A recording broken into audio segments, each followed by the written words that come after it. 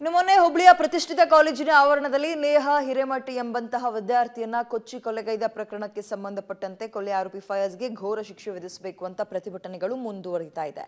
ಘಟನೆಯಿಂದ ಇಡೀ ಮುನವಳ್ಳಿ ಗ್ರಾಮ 3 ದಿನಗಳ ಕಾಲ ಶೋಕಾಚರಣೆಯಲ್ಲಿ ತೊಡಗಿದೆ. ಹೀಗಿರುವಾಗ ಬೆಳಗಾವಿ ಜಿಲ್ಲೆಯಲ್ಲಿ ಮಹಿಳೆಯನ್ನ ವಾಮಾಚಾರ ಮಾಡಿ ಮತಾಂತರಕ್ಕೆ ದೂಡಿದ ಪ್ರಕರಣ ಆಗಿದೆ. ವಿವಾಹಿತೆಯನ್ನ ಮತಾಂತರ ಮಾಡೋ ಯತ್ನ ನಡೆದಿದೆ. ಮತಾಂತರ ಮಾಡೋ ಪ್ರಯತ್ನ ಪಟ್ಟ 7 ಜನರ ವಿರುದ್ಧ ಸವದತ್ತಿ ಠಾಣೆಯಲ್ಲಿ ಪ್ರಕರಣ ದಾಖಲಾಗಿದ್ದು ರಫೀಗ್ ಬೇಫಾರಿ ಸೇರಿದಂತೆ ಒಟ್ಟು 7 ಜನರ ಮೇಲೆ ದೂರು ದಾಖಲಾಗಿದೆ. ಪ್ರಕರಣದ ಇವನ್ ಆರೋಪಿ ಸವದತ್ತಿ ಶಾಸಕ ವಿಶ್ವಾಸ ವೈದ್ಯ ಆಪ್ತ ಅಂತ ಹೇಳಲಾಗ್ತಾ ಇದೆ. ಮಹಿಳೆಯನ್ನ ಹಾಸ್ಟೆಲ್ ಒಂದರಲ್ಲಿ ಇರಿಸಿ ಮತಾಂತರದ ಪಾಠ ಮಾಡಿದ್ದಾರೆ. ಮತಾಂತರ ಆಗಿಲ್ಲ ಅಂದ್ರೆ ಖಾಸಗಿ ಕ್ಷಣದ ಫೋಟೋಗಳನ್ನ ವೈರಲ್ ಮಾಡ್ತೀನಿ ಅಂತ ಮಹಿಳೆಯನ್ನ ಬ್ಲ್ಯಾಕ್ ಮೇಲ್ ಮಾಡಿದಾರಂತೆ.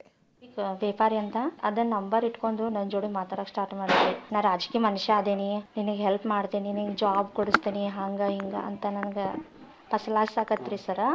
ಅವಾಗ ನಾನು ಏನು ಮಾಡಿದೆ, ಸ್ವಲ್ಪ ಆ ಥರ ಬಿಹೇವ್ ಮಾಡಕ್ಕೆ ನನಗೆ ಇಷ್ಟ ಅನ್ಸಕ್ಕಿಲ್ಲ. ಅವ್ರ ಮನೆಗೆ ಅದು ಹೋಗಂಗಿಲ್ಲ. ಅಲ್ಲಿ ಹಾಸ್ಟೆಲ್ ಐತೆ ಮಹಿಳಾ ಸಂಘದ ಬೆಳಗಾವ್ದಾಗ, ಅಲ್ಲಿ ನಿನಗೆ ಇದನ್ನು ಮಾಡ್ತೇನೆ ನಾನು ಅಂತ ಹೇಳಿದ್ರಿ.